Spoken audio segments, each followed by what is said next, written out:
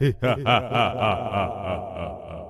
hi guys and welcome back to the channel. So what I wanted to start doing was something that has been requested a few times now, and I wanted to go through every mask in the book and look a little bit at their strengths and weaknesses, mostly in terms of the gameplay.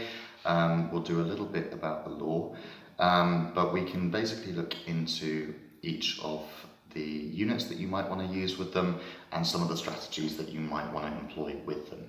But pretty much a little bit about the lore, but mostly we're going to go through the gameplay side of it. So we're going to start at the beginning, makes sense, with the Masque of the Midnight Sorrow. Now the Masque of the Midnight Sorrow are probably the most numerous mask from what we've seen, and they are hell-bent on destroying chaos. That's pretty much their main goal. They've been known to ally with the Inari as well, and they're just on an all-out crusade trying to get rid of She Who Thirsts. Now their mask trait is an interesting one, their mask form. So units with this form can move an additional d6 inches when they fall back. In addition, units with this form can consolidate up to 6 inches. So very much a movement-based mask. I'd say they are very, very difficult to use in terms of this form, but if you understand like the complexities of things like the combat phase, or if you can make full advantage of that if your opponent can't fall back and shoot, that can be quite nasty. I'd say it usually lends itself to a more MSU approach, because then you have multiple small units just tying up different shooting units and just being an overall annoyance. That would be my view of that one.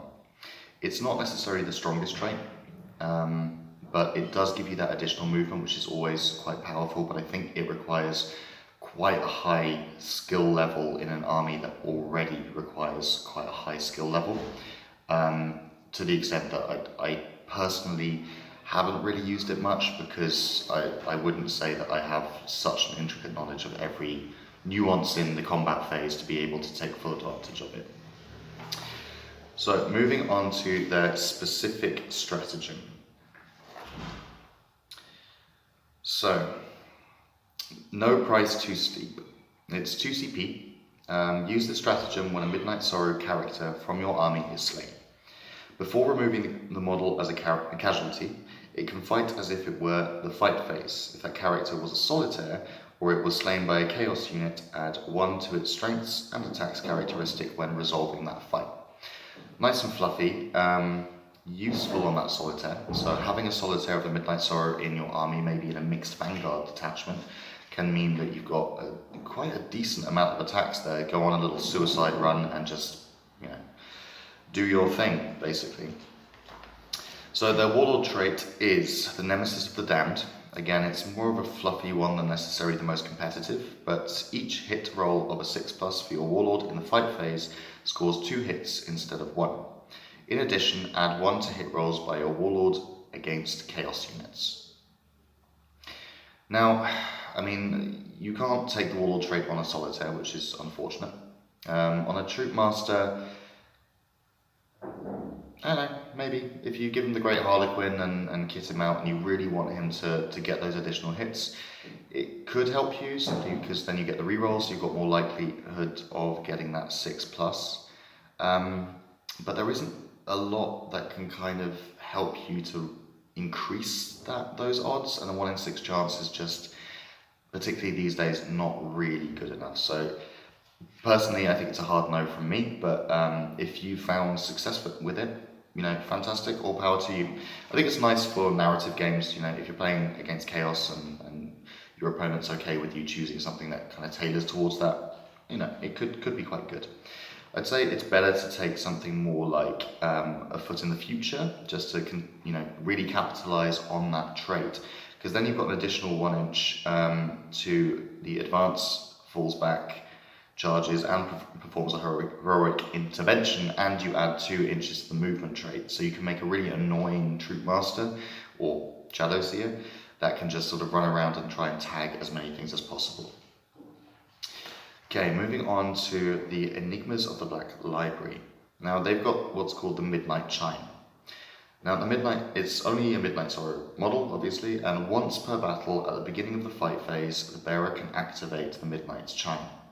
Until the end of the phase, all Midnight Sorrow units increase their attack characteristics by 1, whilst they're within 6 inches of the bearer.